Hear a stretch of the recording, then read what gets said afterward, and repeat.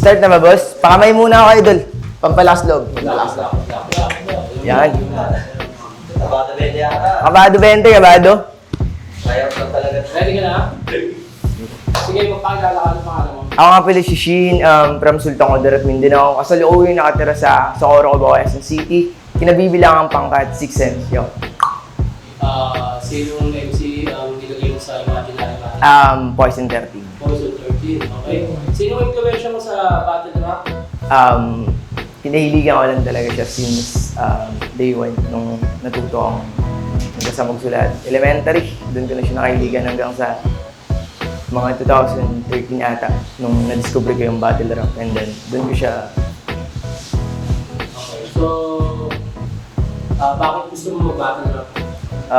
Parang dito po, Trex, parang pwede malaya akong sabihin na sa spawn poetry kasi parang may limit kumbaga, and then dito ko sa battle rap nakita yung putang ina, mas kaya ko pang lawakan yung maabot ng sulit ko, kumbaga ganun. So Ano ba tingin mo sa battle rap? Bilang isang bagong MC, ano tingin mo sa battle rap? para sa akin yung battle rap is isang passion siya para sa akin eh. And then, para sa akin, parang isa siya sa nagpapagana, and then dahilan kung bakit gusto kong magpatuloy, and then hindi siya success for me, pero para sa akin, yun yung way ko eh. Wala akong pakialam sa iba, basta masaya ako sa gagawin ko. Skip, may tanong pa kayo? Films? First? Wala kayong tanong? Okay. Sheen, tama ba? S-H-E-N-N? Yes. Sheen ang magbigkas dito. Okay, simulan mo na. Yo! Alam mo kilala niyo siya, pero hayaan niyo pa rin ako ipakilala siya. Pero, naalala niyo ba yung last battle niya na yung pinakancel niyang ambulansya? Pwede bang pabalikin niyo na muna? Game! Game! Ito si Poison 13. Hinirang bilang isa sa pinaka, dedikado na makata, mahusay gumawa ng talata, kaya nasungkit sinagtala. Palakpakan, ang galing, ang galing. Anong pakiramdam, idol, ng kilalang kilala na, pero tatay mo di ka kilala? Oo, kawawa. Alam niyo ba ang lungkot ng buhay ng puta? Wala nang tatay, iniwan pa ng asawa. Uuwi sa bahay, walang pamilya. Dada! O baka maawa kayo sa kanya. Hayaan niyo siyang lumuha. Karma na din yan siguro. Isipin niyo ba naman kasing lumaki ng ang di buo yung pamilya, pero sa sarili niyang pamilya, si din mismo yung sumira. MC na may pinakamaraming panalo na sa puso ng mga minamahal talo, gago. Sino ba naman kasing tao ang mananatili sa taong di kilala pagkatao? Tanginang yan, lason ka na, bungo ka pa.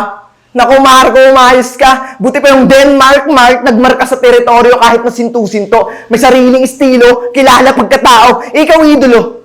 Hanggang kailan ka mananatili sa likod ng ibang tao? Sa pagiging anino, sa haring ng tugma, di na kumawala. Nakontento na siya sa pagiging replika. Puta ka. Kala ko ba si Manda, Jonas, Shernan, sino yung joker sa liga? Pero bakit parang ang dating idol mas nakakatawa yung pagkatao mo? At akala ko pag record mamamatay tao ka. Ba't ang puro ng sandata? Susugod kang digmaan, may sardinas ang puta. O siya. Ibahin na natin yung tema. Wala na akong pakialam kung kanino yung dala niyang sandata. Basta ako humasa sa dala-dala kong katana. Katanang itatarak sa puso ni Grigor. Pambawi sa ginawa niya kay Elsa. Grabe yung dugong dumadanak sa lupa. Inda na himlayan ng puta. Pero teka, pahiram ng time machine mo, Tipsy. Babalik lang ako sa nakaraan upang abangan ulit yung 13.